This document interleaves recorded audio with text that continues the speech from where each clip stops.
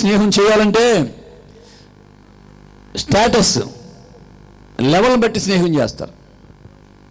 పాడైపోయిన వాళ్ళు ఎవరు స్నేహం చేస్తారు? పాడైపోయిన దగ్గరికి ఎవరు వెళ్తారు?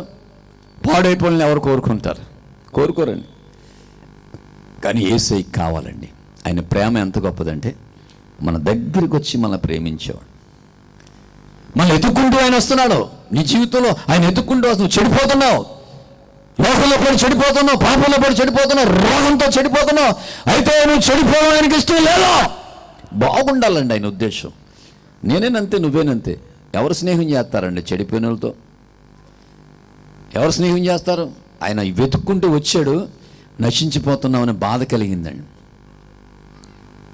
మనం పాడైపోతున్నాం, మనమే కావాలంట ఆయన. పాడైపోయిన వాళ్ళు కావాలండి. పాడైపోయిన వాళ్ళు ఎవరు కోరుకుంటారు? మంచోళ్ళు కోరుకుంటారు. మంచోళ్ళు కోరుకుంటారు, పాడైపోయిన ఎవరు కోరుకోరండి. మంచోళ్ళు కోరుకుంటారు ఈ దినాల్లో. ఒక ఆయన, ఒక చిన్న పిల్లడు, 5 సంవత్సరాల పిల్లడు షాప్కి వెళ్ళాడు. ఒక 5-6 సంవత్సరాల పిల్లడు షాప్కి వెళ్ళి అంటున్నాడు, షాప్ అతన్నాడు, అంకుల్ నాకు ఆ బొమ్మ కావాలన్నాడు. ఆ షాప్ అతను అంటున్నాడు, ఆ బొమ్మ అమ్మో ఆ పక్కన పెట్టాం, ఇక్కడ బొమ్మను కొనుక్కోమన్నాడు. ఈ కుర్రాడు అంటాడు, నాకు ఆ బొమ్మే కావాలి, నాకు ఆ బొమ్మ కావాలి. షాప్ వాడు, ఆ బొమ్మ సంగతి ఎందుకు, ఈ బొమ్మ తీసుకో, అది షాప్లో ఉంది, ఆ పక్కన ఇట్టాం కదా, అది తీసుకో ఈ బొమ్మ. లేదండి నాకు ఆ బొమ్మే కావాలి.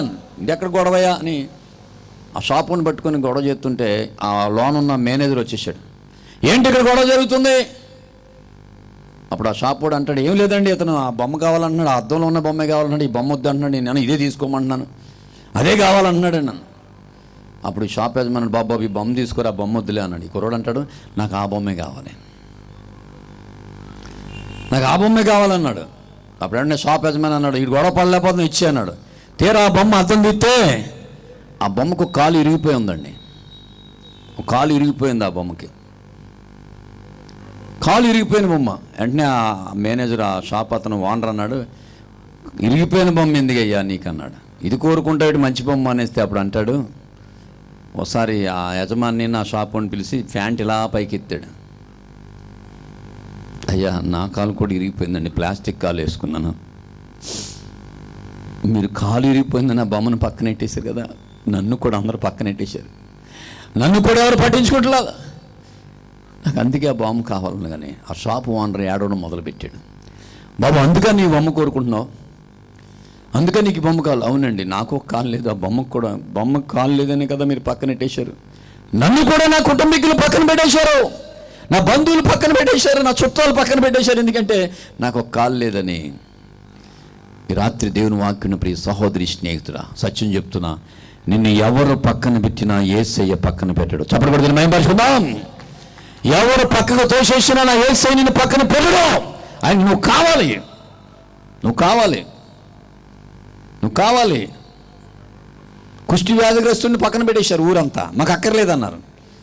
సొంత వాళ్ళు వదిలేశారు, తెలిసిన వాళ్ళు వదిలేశారు. ఏడుస్తున్నాడు ఒక దగ్గర పడి, నన్ను ఎవరు వదిలేశారయ్యా, నేను ఎలాగా, నన్ను పక్కన పెట్టేశారు, ఊరంతా పక్కన పెట్టేశారు. బయటికి వెళ్తే రాళ్ళు ఉచ్చుకుంటేస్తారు. ఏడుస్తున్నాడు, బాధపడుతున్నాడు, కన్నీరు కారుస్తున్నాడు. కొండ పక్కలే అలా ఉన్నాడు. నన్ను వదిలేశారు, నన్ను పక్కన పెట్టేశారు. ప్రసంగం అయిపోయింది. అతను యేసయ్య తినగా ఎక్కడికి వచ్చాడు? కుష్టి వ్యాధిగ్రస్తుడికి వచ్చాడు. చప్పలు కొట్టండి, గట్టిగా గట్టిగా చప్పలు కొడదాం, గట్టిగా కొట్టాలి. నీకు ఇష్టమా ప్రభు అని అడిగాడు. నీకు ఇష్టమా? నేను ఎవరికి ఇష్టం లేదు, నీకు ఇష్టమా? నా చుట్టాలకి ఇష్టం లేదు, నా బంధువులకి ఇష్టం లేదు, నా అన్నదమ్ములకి ఇష్టం లేదు, నేను ఎవరికి ఇష్టం లేకుండా అయిపోయా, నీకు ఇష్టమా? ప్రభు అంటాడు, నాకు ఇష్టమే. పక్కన పెట్టేవాళ్ళే యేసయ్యకి కావాలండి. తృణీకరించబడిన వాళ్ళే యేసయ్యకి కావాలి. ఎందుకు తెలుసా? ఆయన తృణీకరించబడ్డాడు. బాధలు పడేవాళ్ళే యేసయ్యకి కావాలి, ఎందుకంటే నా యేసు బాధలు పడ్డాడు. వాళ్ళ కోసం వచ్చాడు. ప్రియ స్నేహితుడ, సోదరి, తమ్ముడు, ఈ రాత్రి యేసు ప్రభుకు నువ్వు కావాలి. ఒకవేళ నేనెందుకులే నువ్వు అనుకోద్దు, నువ్వు కావాలయ్యా. నీ జీవితం మారటానికి, నీ త్రాగుడు, నీ వ్యభిచారం, నీ దొంగతనం, నీ అబద్ధాలు, నీ మోసమై ఒకవేళ నువ్వు కుమిలిపోతుంటే నువ్వే కావాలి ఆయనకి. అందుకే ఆయన అంటాడు, నేను పాపులను పిలువచ్చుదని కానీ నీతిమంతులను పిలువరాలేదు, నాకు వాళ్ళే కావాలి. రోగులకి వైద్యుడు కావాలి. రోగం లేనుడికి వైద్యుడు ఎందుకు? మనం కావాలి ఆయనకి, మనం బాగు చేయడం సిద్ధంగా ఉన్నాం. మొదటిది, ఆయన ఎందుకు వచ్చాడంటే నశించడానికి. రెండోది, మనతో స్నేహం చేయటానికి వచ్చాడు. ఎవరు స్నేహం చేస్తారు అండ్ ఒక లేనుడితో ఎవరు స్నేహం చేస్తారు? వైకల్యం కలిగిన నుండి ఎవరు స్నేహం చేస్తారు? ఒక రోగంతో ఉన్న వాళ్ళతో ఎవరు స్నేహం చేస్తారు? అన్నీ బాగుంటే అందరూ స్నేహం చేస్తారు. నాకు సీరియస్ అయిన తర్వాత ఐసీలోకి వెళ్ళిన తర్వాత ప్రభు చాలా నేర్పించాడు నాకు. ఎవరిని ప్రేమించాలో, ఎవరితో ఉండాలో, ఎలా పలకరించాలో ప్రభు చక్కగా నాకు నేర్పించాడు. మనుషులు స్తోమతని ఎత్తుక్కుంటున్నారు. ధనం ఉన్నోడే ప్రేమిస్తున్నాడు. ఆ స్టేటస్, ఆ రేంజ్, లెవెల్ చూసుకుంటున్నారు. కానీ నా యేసయ్య చూసుకోలేదండి. చూసుకోలే, ప్రేమిస్తున్నాడు, స్నేహం చేస్తున్నాడు. రెండోది ఏంటంటే రక్షించడం కాదు, నీతో స్నేహం చేస్తున్నాడు. ఎంత మంచి మాట అండి. యేసయ్య మనతో స్నేహం చేస్తే, ఒకవేళ ఎవరు స్నేహం చేయకపోయినా పర్లేదు, ఈ రాత్రి దేవుని వాక్యం వింటున్నా ఎక్కడున్నా సరే నీతో స్నేహం చేశాడు యేసు ప్రభు. దావీదుతో స్నేహం చేశాడు, మోషేతో స్నేహం చేశాడు, బైబిల్లో అనేక మంది భక్తులతో స్నేహం చేశాడు. ఆయన మన స్నేహితుడు. ఈ రాత్రి ఎవరు నాకు లేరు నువ్వు అనుకుంటే యేసయ్య ఉన్నాడు. ఆయన నన్ను దీవించడానికి వచ్చాడు. నీ కన్నీరు తుడవటానికి, నీ కష్టాల్లో పాలు పంచుకుంటానికి, నీ అనారోగ్యం స్వస్థపరచడానికి, నీకు మనశ్శాంతి ఇవ్వటానికి, నెమ్మది ఇవ్వటానికే ప్రభు వచ్చాడు. మొదటిది నశించిపోతుంటే వచ్చాడు. రెండోది స్నేహం చేయటానికి వచ్చాడు. ఒకవేళ నీకు ఎవరు లేరని నిరాశపడద్దు, ఆయన నీ దగ్గరికి వస్తాడు. విలియం కేరీని చెప్పులు కుట్టుకున్నవాడు అని చెప్పేసి తృణీకరించారండి. ఒక పెద్ద మీటింగ్ జరుగుతుంటే విలియం కేరీ అన్నాడు, అయ్యా నేను నా సాక్ష్యాన్ని పంచుకుంటాను అవకాశం అని అడిగాడండి. అలా వెళ్ళలే, నువ్వు చెప్పులు కుట్టుకున్నావు, ఈ పెద్ద మీటింగ్లో నువ్వు సాక్ష్యం చెప్పడానికి అవకాశం లేదు అని తోసేశారండి. చెప్పులు కుట్టుకున్నావు, నువ్వు అక్కర్లేదన్నారు. చాలా బతిమలాడయ్యా, నేను కొంచెం షేర్ చేసుకుంటాను నా సాక్ష్యాన్ని, దేవుడు నన్ను మార్చాడయ్యా అంటే. వీళ్ళందరూ లేదు, పెద్ద మీటింగ్, పెద్ద పెద్ద దొరలు వస్తున్నారు ఇక్కడికి, పెద్ద మీటింగ్, దొరలు వస్తున్నారు, పెద్ద వాళ్ళు వస్తున్నారంటే. ఆ విలియం కేరీ అన్నాడు, లేదండి నేను సాక్ష్యం చెప్పుకుంటానండి. అయ్యా నాకు కొంచెం అవకాశం సాక్ష్యం చెప్పు. లేదని గెంటేశారు, విలియం కేరీని గెంటేశారు. ఆఫ్టర్ నువ్వు చెప్పులు కొట్టు వెళ్ళిపోయాడు. ఆ మీటింగ్ వెనకాల ఎక్కడో మోకరించి ఏడుస్తున్నాడు, కన్నీరు కారుస్తున్నాడు. అయ్యా నాకు సాక్ష్యం చెప్పాలని ఆశ ఉంది ప్రభువా, వాళ్ళు తృణీకరించారయ్యా, నన్ను వదిలేశారయ్యా అంటుంటే దొరగారు వచ్చారు, స్టేజ్ ఎక్కారు. మనోళ్ళు పైకి పిలిచారు దొరగారికి మైక్ ఇచ్చారు. దొరగారు ఇప్పుడు మాట్లాడతారు. దొర ఇలా మైక్ పట్టుకొని దేవుడు అంటున్నాడు, you first call my son William Carey. నువ్వు మొదట నా భక్తుడు విలియం కేరీ ఏడుస్తున్నాడు, అతను పిలవమన్నాడు. చెప్పలు కొట్టండి, గట్టిగా చెప్పలు కొడదాం, గట్టిగా మీరు కూడా కొట్టండి, గట్టిగా. దేవుడు మనుషులందరూ తృణీకరించి వెనక పడేస్తే ఆ విలియం కేరీని ఎవరు పెట్టినారంటే దేవుడు పిలిచాడు. అప్పుడు వెంటనే ఆ దొరగారు రమ్మన్నారు. వేదిక మీదకి వచ్చి కన్నీటితో సాక్ష్యం చెప్పాడు. ఆ విలియం కేరీ రాసిన, తర్జుమా చేసిన పుస్తకాలు ఈరోజు బైబిల్ 200 భాషల్లో తర్జుమా చేశాడు ఆయన. ఈరోజు అనేక మంది ఆ గ్రంథాలు చదువుకుంటున్నారు.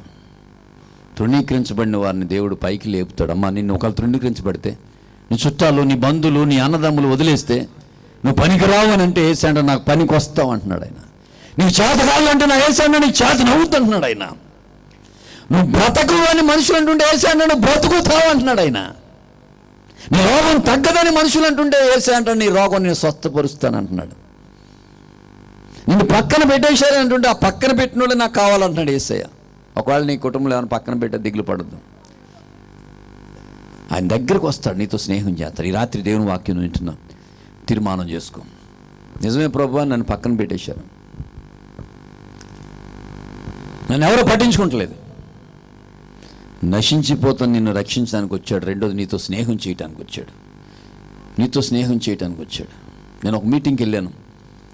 ఆ మీటింగ్లో చాలా జనం వచ్చారు. అక్కడ ఎవరో కొంతమంది ప్రసంగికులు వస్తారని చెప్పి అందరూ ఎదురు చూస్తున్నారు. అప్పటికి చాలా టైం అయింది, చాలామంది వచ్చారు. ఒక తమ్ముడు ఒక చెయ్యి లేదు, మొండి చెయ్యి, సంచి తగిలించుకున్నాడు, సువార్తికుడు, మాసిన బట్టలు వేసుకున్నాడు, కొంచెం సరైన బట్టలు లేవు, ఒక బైబిల్, పాటల పుస్తకాలు వచ్చుకుని పెట్టుకున్నాడు. నేను చూస్తున్నాను, ఎదురుకొచ్చున్నాడు. కొంతమంది వెనక్కి వెళ్ళాడు, ఇంకా వెనక్కి వెళ్ళారు, ఇంకా వెనక్కి వెళ్ళి, కొంతమంది ఇంకా వెనక్కి వెళ్ళంటే పాపం అతడు చాలా వెనక్కి వెళ్ళి కూర్చున్నాడు. ఆ మీటింగ్ ఇంకా చాలా టైం ఉంది, చాలామంది రావాలి, ప్రసంగికులు, వాళ్ళు వీళ్ళు, నేను కూడా ఉన్నా అక్కడ. అప్పుడు నేనేం చేశానంటే తిన్నగా వెనక్కి వెళ్ళిపోయి కుర్చీలో అతను పక్కన కూర్చొని భుజం మీద చేసాను. తమ్ముడు ఏడ్చేస్తున్నాడు. అన్న మీరు అక్కడి నుంచి చివరి దాకా వచ్చేసారు అంటున్నాడు. ఏడుస్తున్నాడు. అన్న ఏంటన్నాడు. ఏం తమ్ముడు నీతో పక్కన కూర్చోకూడదన్న. బలివరన్నా అందరూ వెనక్కి జరుగు అన్నారన్న. నన్ను ఇంకా వెనక్కి వెళ్ళన్నారన్న. కానీ వెనక్కి బాగా వెళ్ళిన తర్వాత నువ్వే వచ్చేసావు నా దగ్గరికి అన్నాడు. చెప్పకూడదు గట్టిగా చెప్పకూడదా? మనుషులు ఎప్పుడైతే నీ వెనక్కి గెంటేస్తున్నారో దేవుడు నిన్ను ఎదరకు లాగుతాడు. చెప్పకూడదు గట్టిగా. మనుషులు ఎప్పుడైతే నేను పక్కన పెట్టేశారో దేవుడు తను కోరుకుంటాడు. కనుక దిగిలి పడకండి. యేసు ప్రభు ఉన్నాడు. ఆయన నిన్ను విడిచిపెట్టేవాడు కాదు. నువ్వు రోగంతో ఉన్నా, బలహీనతగా ఉన్నా, సమస్యలతో ఉన్నా, లేదా చెడు అలవాట్లతో ఉన్నా, నువ్వు యేసుకి కావాలంటే. దీన దయాళుడా యేసు నీకే నా వందనాలు, విడువను ఎడబాయనన్న యేసు నీకే నా వందనాలు. దీన దయాళుడా యేసు నీకే నా వందనాలు, విడువను ఎడబాయనన్న యేసు నీకే నా వందనాలు. వందనాలు వందనాలు వందనాలు యేసు వందనాలు, వందనాలు వందనాలు వందనాలు యేసు వందనాలు.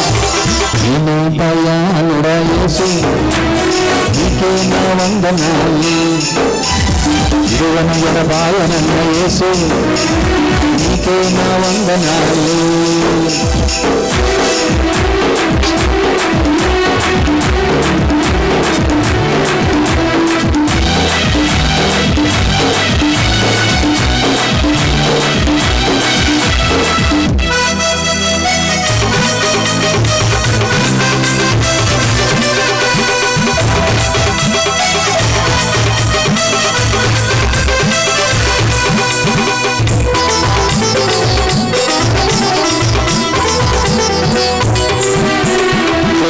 నా జీవితములో ఎడారి లాంటి నా బ్రతుకులో, ఎండిన నా జీవితములో ఎడారి లాంటి నా బ్రతుకులో, జీవజలములో నాకు ఇచ్చావు, ఎంతగానో నన్ను ప్రేమించావు. జీవజలములో నాకు ఇచ్చావు, ఎంతగానో నన్ను ప్రేమించావు. వందనాలు చదవం, వందనాలు కొడలం, వందనాలు యేసు వందనాలు, వందనాలు వందనాలు వందనాలు యేసు వందనాలు. దీన దయాళుడా యేసు నీకే నా వందనాలు, విడువను ఎడబాయనన్న యేసు నీకే నా వందనాలు. స్తోత్రం. ఎండిన మన జీవితాల్లో ఎడారి లాంటి మన బ్రతుకులో జీవజలం ఇచ్చేవాడు.